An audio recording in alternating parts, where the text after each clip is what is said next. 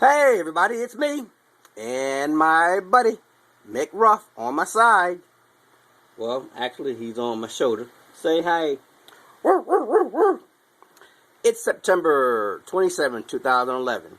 And what I want to show y'all is a segment on the show called Lawrence O'Donnell on Msnbc. And he talked about who is the Antichrist. Well, someone who went to see Obama and several others, someone yelled out, Christ, Christ, Christ, you're not the Antichrist, Obama.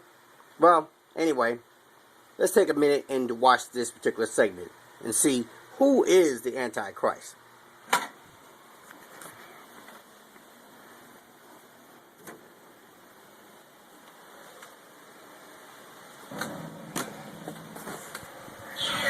Time for tonight's rewrite. Well, you heard it here first. And then, the president heard it last night in Los Angeles. I want to thank God, the one and only true living God, the creator of heaven and the universe.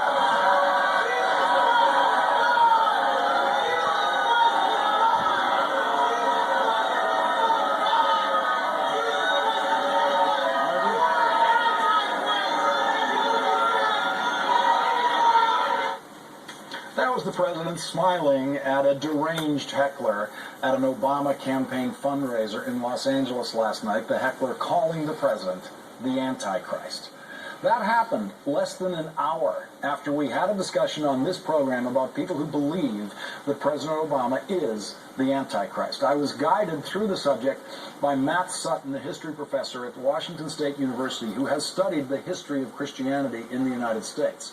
Professor Sutton's op-ed piece in yesterday's New York Times entitled Why the Antichrist Matters in Politics tells you everything you need to know about this, everything that will make you understand what that crazy heckler yelled at the president last night.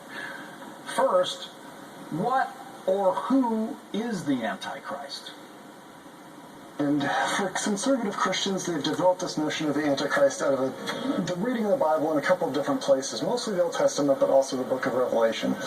But essentially what they believe is that the world is getting worse and worse and worse, and it's going to end in this great cataclysm. And what's going to happen is, first, all true Christians are going to be raptured. They're going to disappear, and then a new world leader is going to come forward promising peace and security, and then it's going to turn out that he's the Antichrist. And then ultimately, 7 years later, Jesus is going to return, the second coming, and then he's going to battle the Antichrist, actually the literal place in the Middle East, at the Battle of Armageddon. And then Jesus will then restore a new heaven and a new earth, and then things will be much better at that point. Okay, that was not a pitch for a movie. You got that? Did you follow that? So the guy who heckled the president last night believes that Barack Obama is not only going to continue to be the leader of the United States of America, but he's going to become the leader of the entire world. Now, I know what you rationalists there are thinking. You're thinking the president is going to need much better poll numbers in Florida before all of South America is willing to make him their leader too. But that kind of thinking does not get in the way of believers in the Antichrist. Now, of course, most Christians do not believe in any of this Antichrist nonsense, but the ones who do certainly can't be talked out of it with poll numbers. According to believers in the Antichrist, before President Obama becomes the leader of the entire world, all true Christians on earth are going to disappear. They are simply going to be lifted into heaven in what they call the rapture. So the heckler in LA last night is actually kind of happy to know that he will soon enough be going to heaven, because he can see that the Antichrist has now taken his place among us as President of the United States and is obviously on his way to taking over the entire world.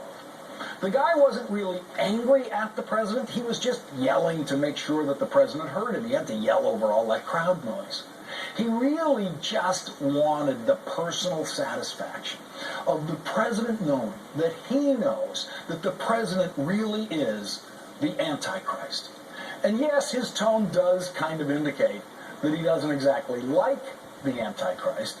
And even though he knows that the emergence of the Antichrist is a necessary step in the fulfillment of his loony version of biblical prophecy, he sure as hell is in no mood to vote for the Antichrist to be reelected President of the United States. I think we can count on the heckler to vote for Rick Perry or Michelle Bachmann in the California primary, and then for whoever the Republican nominee is for president. After our segment last night on the Antichrist, I got this tweet from Tawny Ray, completely baffled as to why you just had your last guest. Well, you know, as I had hoped was obvious last night, the point of talking about the Antichrist on this program is to point out just how crazy the crazy section of our electorate is. No matter how many times the president says things like this. I agree Jesus Christ is the Lord. I believe in that. 12% of Americans still think he is a Muslim.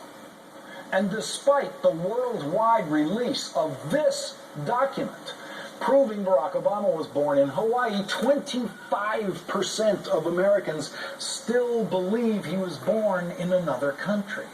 The resistance to fact is not evenly distributed in this country or among political persuasions. The more Southern and the more Republican you are, the more likely you are to be wrong about the president's birthplace and his religious beliefs.